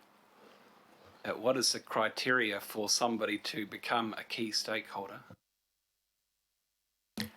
Generally it is people that represent groups of people that have regional views. So not local interests. I've got many local constituents who've got strong regional views. Can I add them to the list? Why wouldn't you have them in your ward? Because they would probably like to have a conversation which is widely held with all of the people who are going to have a vote on these matters. Well, let's just get the regional list, let councillor input into that, and we can go from there. That might be the best way. All right? Councillor Henderson. Thank you, Madam Chair. I was just going to offer to move this, if you'd have me. And thank you for the undertaking around the local board services communication. I think that's a really good step. Yes, I've just added I'm happy for you to move, I'm happy for me to second. I've added a B, Councillor Cooper, just to make it in black and white, that it's resolved fully by everybody around the table, even though I'm doing Perfect. the memo anyway. Yeah, great. All right. Councillor Henderson will move and I will second. Councillor Fletcher. Oh, thank you. Councillor Newman has actually, in part, asked the question that I had, and that is really over the capacity for regional stakeholder events. And I'm just assuming on the basis that as the numbers of those groups be identified, that there will be a corresponding availability of time for us to be able to hear them. So I think that was implicit in the answer that you gave, Councillor Newman. The second thing is, to what level of detail will the summary of the Māngara Authority operational plan be available for consultation? Kylie? So there's two levels of information. There's a small paragraph in the consultation document and then more information in the supporting information. So you'll see this on the 5th of February. I just signal that of an area of interest that I'd like to see the copy of that before it's finalised. Thank you. And you will. Councillor Walker. I'm assuming this is the appropriate time to raise it. So this is about the consultation material. Something went wrong. Please try again. And that's not me, by the way. Other people Is that may you be going wrong, Councillor Darby? Other people may be wrong, but I think I'm on the money. But there we are. Just in terms of consultation, quite clearly, a big issue that we're consulting on is around waste. And if I jump to the rates and fees issue, there's no question that we're having to stump a considerable amount of money to effectively subsidise recycling. And the reason for that is we've got the problems in Japan and Vietnam and Indonesia and all the places that take our waste, and they don't want to take it because a lot of it ends up as waste and can't be recycled. And further to that, The Guardian has produced a good article that demonstrates that plastic recycling is essentially a sham because you just get one trip out of it at best and you're not actually doing much. So one of the things that I would suggest we need to inform Aucklanders about, and people generally, is that we've got to actually stop waste at source, and we have to bring pressure to bear on the government and the moves around stopping the plastic cups and cutlery and other plastics that absolutely can't be recycled need to be extended. So my concern is that, yes, let's go out for some information, but in respect of backgrounding these substantial subsidies that are increasing, we need to inform Aucklanders so they know where their money is going. And essentially, it's subsidising companies that are pumping waste into our community. That's what we're talking about. And that subsidy is increasing all the time. So can we be expressive about that in terms of what we communicate? And Parul might be an appropriate person to ask that, but equally the officers. Look, apologies. Kylie's just gone to look something up. I've just been reminded, and I realised why we didn't have B in the recommendations in the first place, and that is we have already passed a recommendation that actually doesn't ask us to be consulted. It actually insists that we have the say before it's finished. So it's a stronger resolution that's actually there. And the suggestion is that we actually take B out because we already have a stronger one that we have passed before, and they were just actually trying to find it. So with your indulgence, we don't really need it, knowing that you have confidence that it's already there in a stronger form. But if you'd just like to wait 5 minutes, we'll bring it up. We can leave it there, but we actually have a stronger recommendation that just doesn't ask for us to be consulted, but actually asks for us to give approval. All right? So might be a good time just to have a 5-minute break.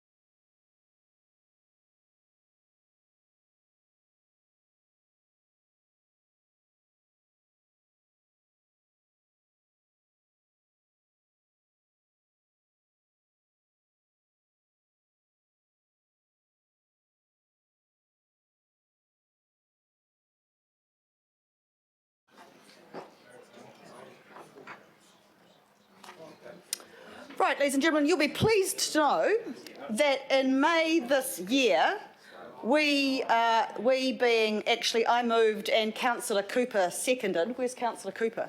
She's not here. Oh, there we are. You'll be pleased to know, Councillor, that in May this year I moved and you seconded a request for staff to ensure in the future Have Your Say events and engagement format are approved by the ward councillors as well as local boards before being finalised.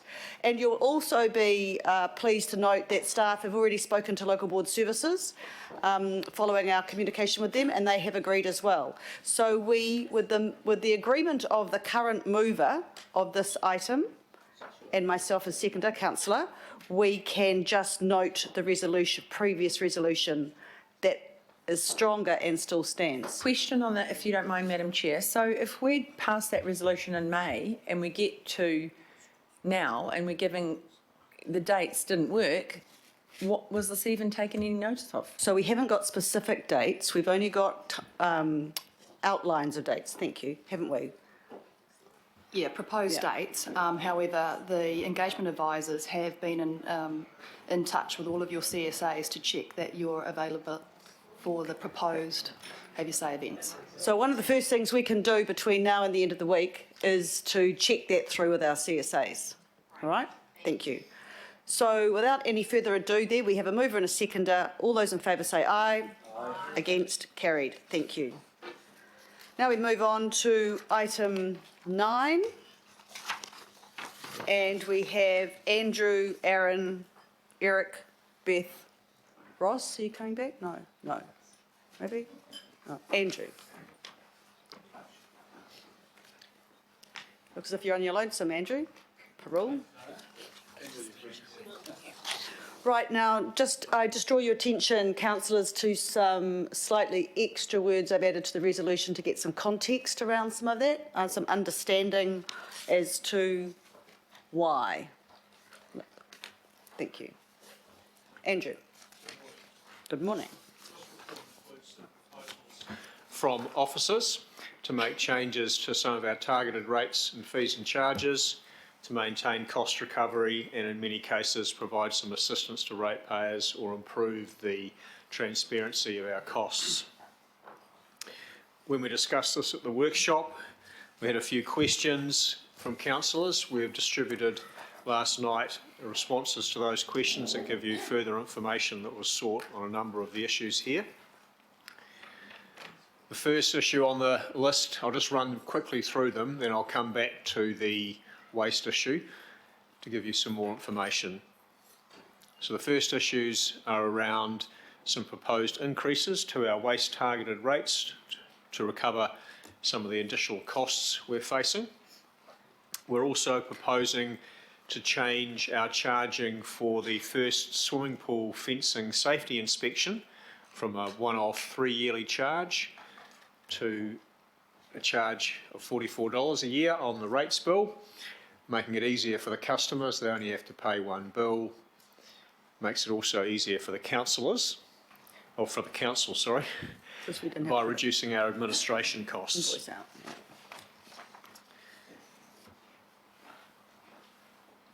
We're proposing to introduce a loan repayment rate for connection to the expanded Watercare water and wastewater system in the Clevedon area. This will help some of those ratepayers who wish to connect and provide them with some financial support which they can pay back over time on their rates bill.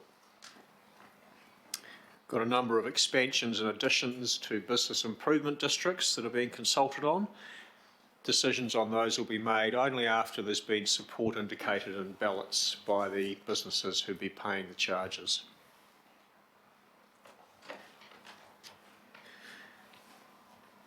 Got some changes to regulatory fees that are being proposed as well. So most of our building consent and resource consent fees are charged on an hourly basis. Customers will pay a deposit and then it will be settled up once it's just been established how many hours it takes for those applications and inspections to be completed. The resource and building consent team did a review of the actual fees that were being charged earlier this year over a 6-month period, and are proposing to change the structure of quite a lot of their fees to ensure that when you come into the council and you're seeking a consent or an approval, an inspection to be undertaken, then you get a much better idea from the level of the deposit as to how much fee you'll actually end up paying. So it's helpful for the customers.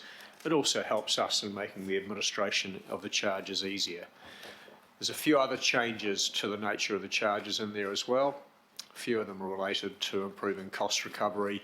Most of it's about providing a better service to consumers, making it clearer what the charge will be. Within that, there's an adjustment or the introduction of a fee for tour operators for visitors to the Botanic Gardens in Manurewa.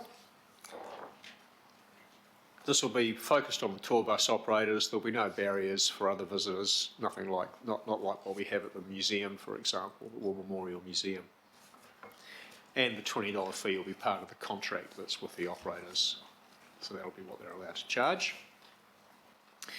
Also making some adjustments to the high impact event permit fee. And this is not for events that is run at Mount Smart Stadium or Spark Arena, it's for the other commercial events that might be running around the city. The costs are still going to be above what we're charging, and we'll be having a look at that and advising you as part of the long-term plan process, that fee amongst others. But it does allow us to improve our cost recovery. There are a couple of other items that aren't on this agenda but were recommended by the Environment and Community Committee in September for consultation this year. And they'll be approved at the governing body meeting that follows this meeting. I thought I'd just mention those briefly now to refresh your memory. There's a proposal to add, so when someone comes in to apply for a retrofit your home loan and incur the associated targeted rate, if their application's for more than $2,000, we'll ask them to do a Green Building Council home fit assessment. It'll cost $260, and that gives them some really good information about the best things to do to improve the energy efficiency of their home, and that'll be included on the rate. There's also a proposal coming from last year's consultation to make some changes to the Waitakere area septic tank pump out targeted rate. So we provide a service to pumping out septic tanks in the Waitakere rural areas.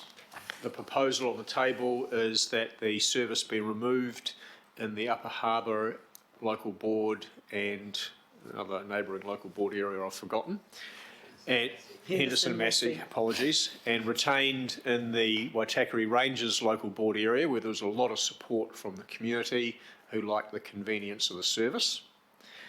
The proposal is that we continue the service, but that it have full cost recovery, which could be a $80 or $90 increase.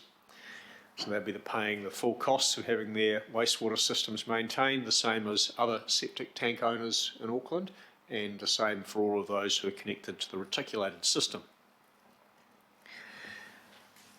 The changes that, so I'll come back now to the changes that we're proposing to the waste targeted rates. Now, the waste service the city provides to its residents, core service of the council, 180,000 tonnes to landfill every year, 130,000 tonnes of recyclable materials. We're proposing an increase of $20 to the base rate, taking it from about 120 to 140, and this will cover mainly the costs of increased costs of associated with recycling because our revenue's fallen. There's no longer demand for as much demand for recyclable materials, and also an increase to the refuse rate charged to residents in Auckland and Manukau, where we have a rates funded service for refuse collection caused by a change in our contracts in that area. Council's alternatives to the increase in the base rate for recycling will be to increase the general rate by an additional 0.6%. The alternative to increasing the refuse collection rate in Auckland and Manukau areas will be to charge it on the base rate to all other customers across the city, or to put a further addition on the general rate. We're not recommending either of those approaches, or putting it on the general rate in either case, or adding the waste extra refuse costs in Manukau to the base waste rate. This would result in other parties paying the costs of those receiving the services, and there are 37,000 ratepayers in the Auckland region that don't have a council-provided waste service. Now, Parul and Jazz will run you over a little bit more some of the key things that are driving the cost changes leading to this proposal. Through you, Madam Chair, I'll just cover off the elements around recycling, and then Jazz can talk around the refuse and the procurement. So as we have outlined in the report as well, the whole recycling and the commodity market price falling has led us to the situation that we're in at the moment. And because of the China sword and them not taking recyclables from the world, it has created a drop in the price for the products that we were sending overseas. And mainly the products that we send overseas is mixed paper, which is 60% of what's in our bin, and also mixed plastics. We have been working really hard nationally to look at what solutions can we put on shore for these products not to be reliant on these commodity markets and really suffer the variability in the pricing that we get now.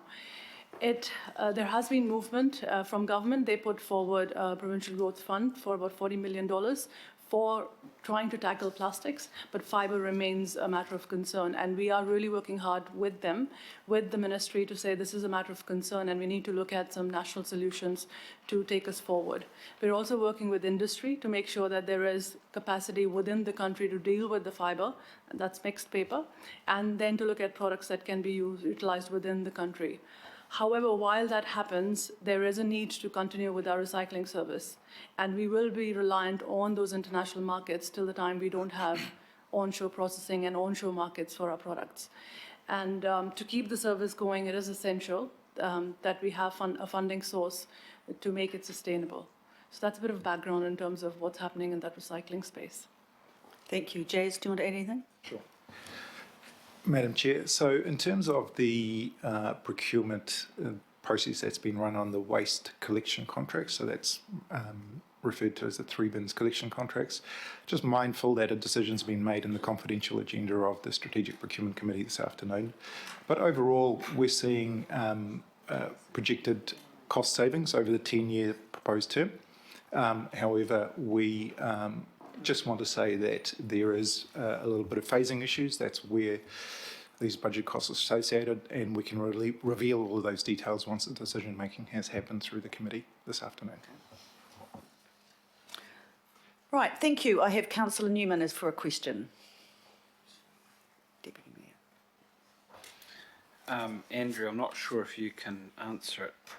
Do you have any idea of how many tour operator contracts would we anticipate entering into as part of the proposed introduction of the $20 international visitor charge to the Botanic Gardens?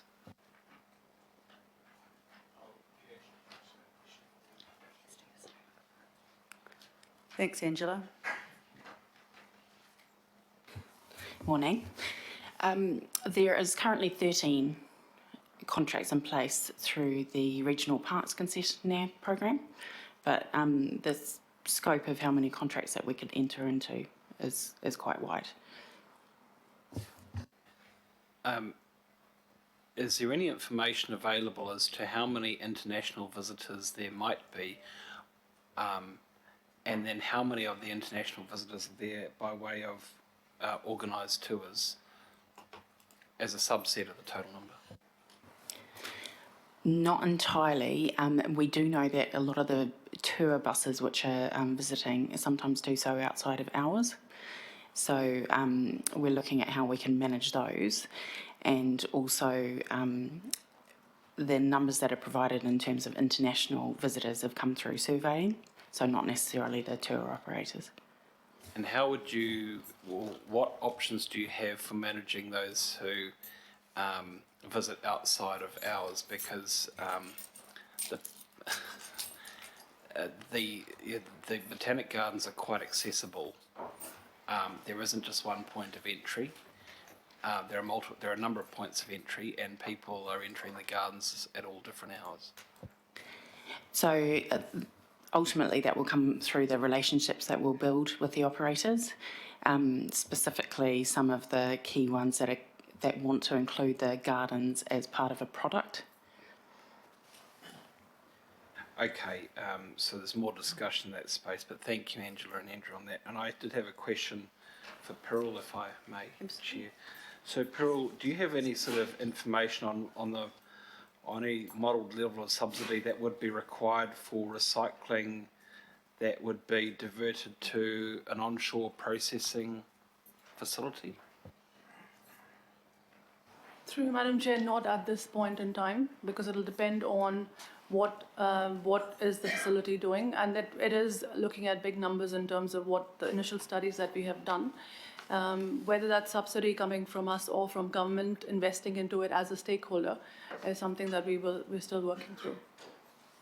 Pyrrhal, the numbers that you've referred to are quite big, but I think in the context of a sustainable long-term onshore processing, it's peanuts, I think. And that's just the capex associated with the establishment of the plant. Who holds the pen on the development of the financial models for on-site onshore processing? Because our market just seems so small, and the scale of recyclable product, even with the best product stewardship in the world, just seems to be massive and will require a lot of subsidy. So who's holding the pen on that, and when would that information likely be available? Through you, Madam Chair, the whole intention is for getting government to lead the work on this, because local bodies cannot individually do this. It has to be done together with government and industry. And what we are asking them to do is actually look at investment in this sector to enable local bodies to actually send the material to the plant, and then also look at what products are you producing that can then be pack sold into other companies. So it has to be a end-to-end kind of a solution for New Zealand, otherwise it will not work. And also it is mainly looking at that packaging space to say, we've got packaging that residents are putting out in their bins, then that gets processed back into packaging, primary or secondary, then that can be used by companies in New Zealand. So it is a bigger piece of work, and hence taking a longer amount of time, because it's trying to push for a national solution.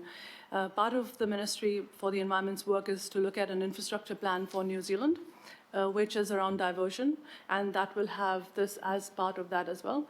And they're also, as you are aware, they're talking about the waste levy increase as well.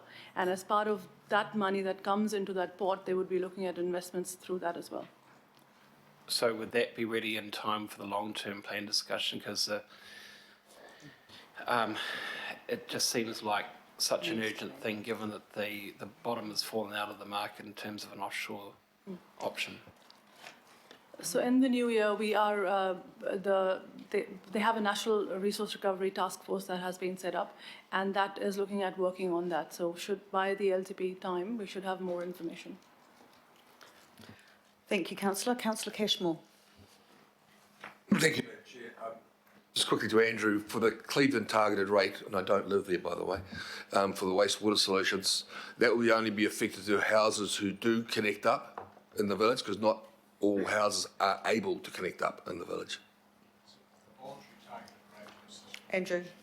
It's a voluntary targeted rate to assist with connection. We lend the resident money to aid them in that financing that connection costs. People can finance it and connect themselves if they wish. Yep. So it's purely voluntary. I think you should.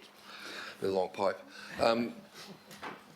Has there been any discussions, probably out of your purvey, but with Watercare about connecting to the houses that aren't connected at this stage? So it's a bit of a scattergun approach for their connection plan. Some houses get connected and others aren't getting a pipe.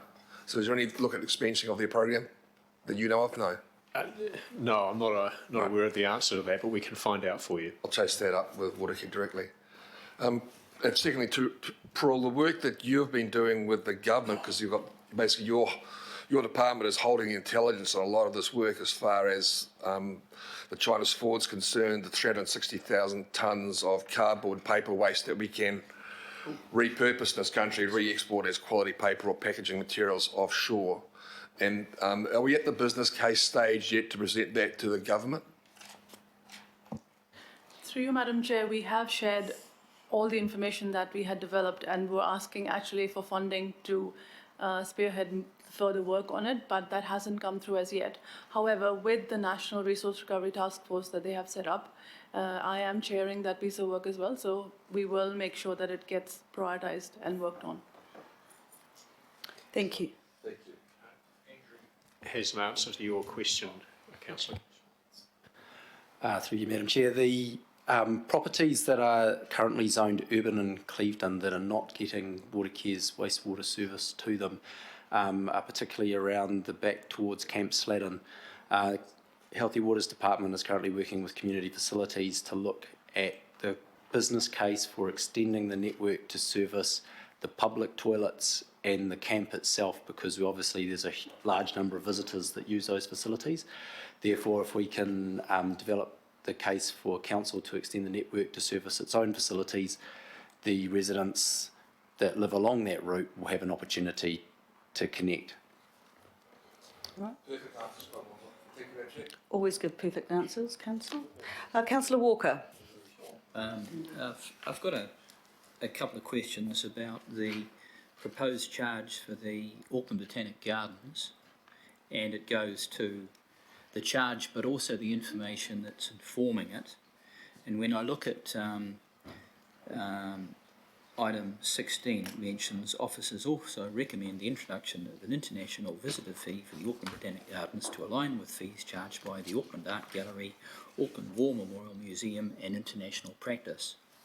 Now, my understanding is that Regional Facilities Auckland recently voted to stop the international charge because it's costing them money, effectively. So they've had a significant reduction in the number of visitors. Obviously that means they're not getting the sales through their shop, cafe and the like. So correct me if I'm wrong, but I did speak to Andrew Barnes and also the director at a recent meeting, and that was my understanding. So I put to you a general query around charging and whether it actually works in the marketplace and may well be counterproductive. Certainly international practice, I don't know that that's necessarily the case. Certainly recent botanic gardens I've visited overseas have been free, so I may stand corrected there. Sometimes you pay to go and do special exhibitions or the like. Has there been consideration to the tour operators going to, let's say, the Hamilton Botanic Gardens, which are free, though there is a charge for guided tours, and that may or may not work.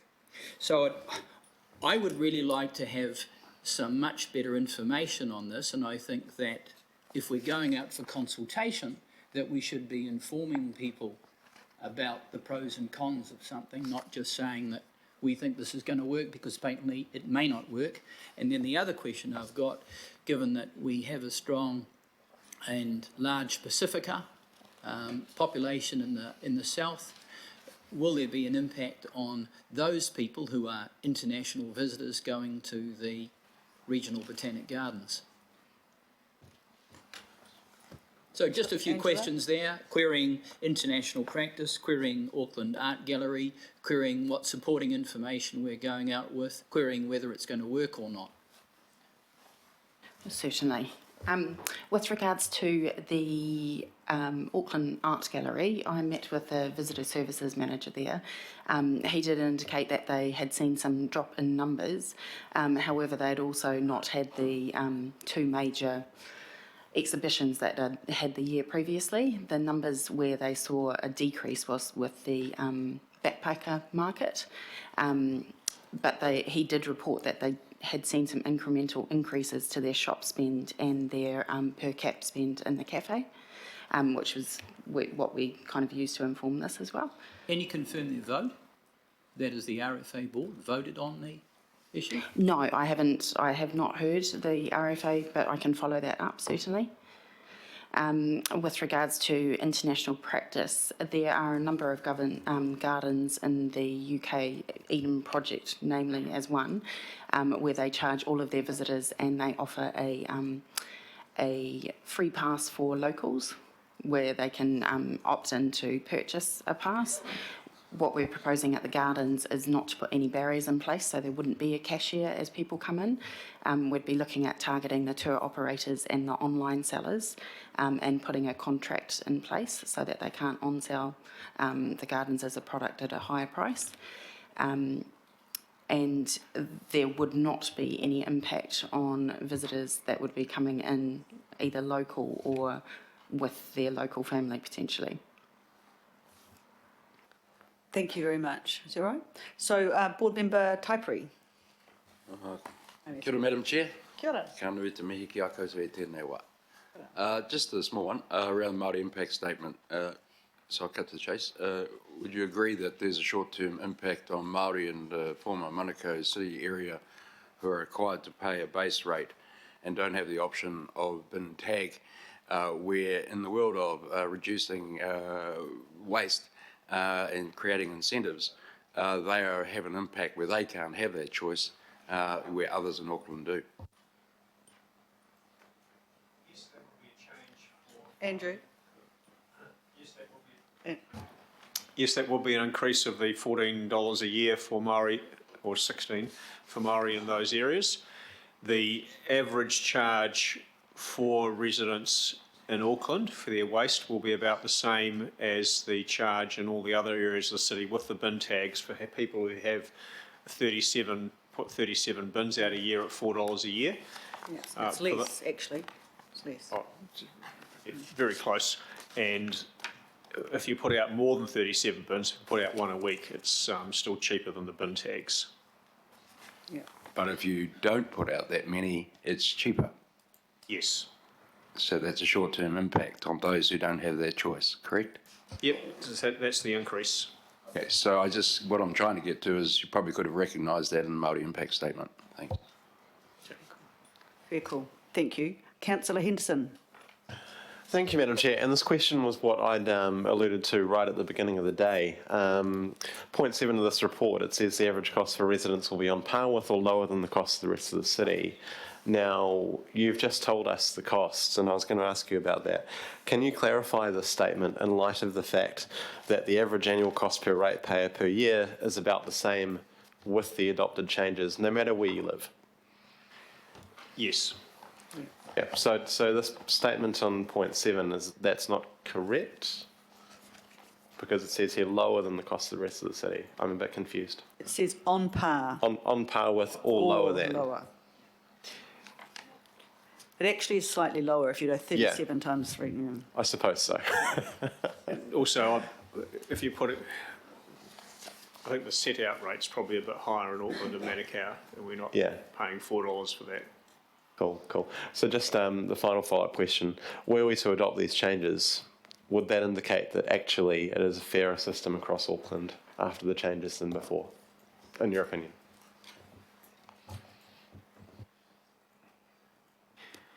It's certainly fairer to directly charge the users of the service than the other alternative options, which are to raise the general rate or put the cost on all waste users across the city. The decision on whether a fixed charge in the rate or $1 per bin is fairer is probably a judgment for the councillors to make, informed by officers' advice. Yeah, that's a very clever answer, Andrew. Thank you.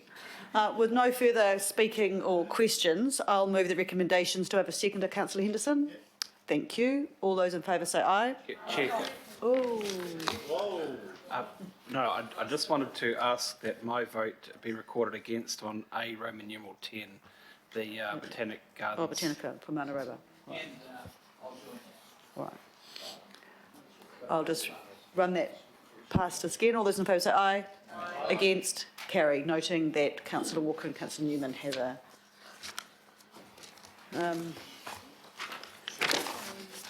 Botanic Gardens, yeah. Item 10 is the consideration of extraordinary business, and there is none. Therefore, ladies and gentlemen, I close the meeting at 11:40. We'll have a 5-minute break and go straight into governing body. Thank you. Sorry.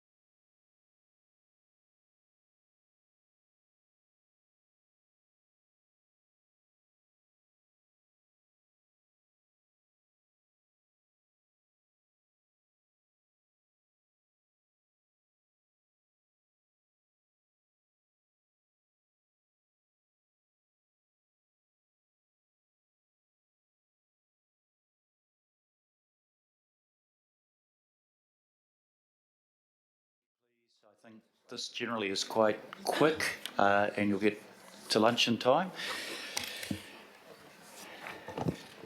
We'll start with the affirmation, tēnā tātou katoa. We seek wisdom, understanding, insights into the views and circumstances of others, strength to seek what we believe in, humility to accept the combined decisions of others, patience, good humour at all times, tolerance and courtesy while working in the best interests of our community. We have apologies. I've received apologies from Councillor Young for absence. Are there any other apologies? It's been moved. Councillor Cooper, I'll second that the apologies be accepted. All those in favour, please say aye. To the contrary, no. Carried.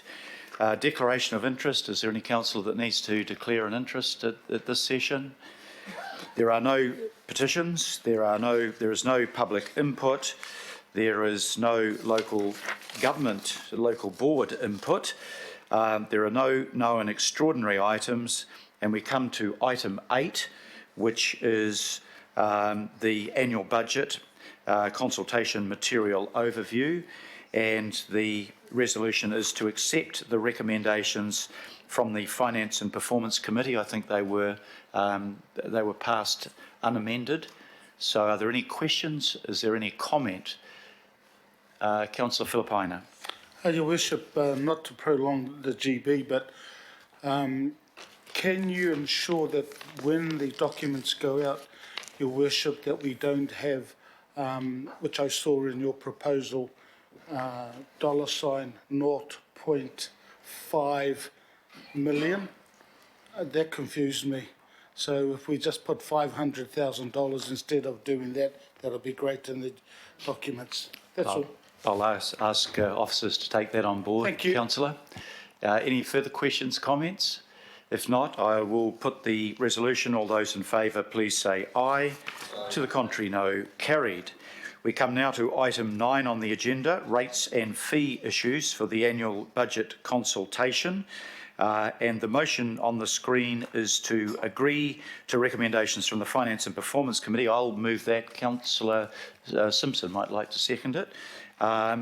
They are as amended, but voted on and approved by Finance and Performance. Are there any questions? Is there any comment? If not, I'll put the resolution. I'm sorry, Councillor Newman. Yeah, well, look, I'd just better. Where is the Botanic Gardens one up there?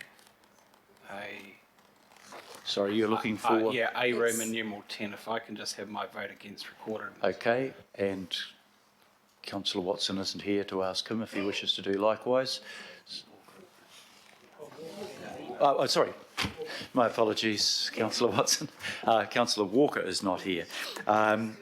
Okay, we'll make a note of that. If there are no further comments, I'll put the resolution. All those in favour, please say aye. To the contrary, no. Carried with the acknowledgement of A10 dissent from Councillor Newman. There is no extraordinary business, and therefore I declare the meeting. Sorry, Andrew, did you?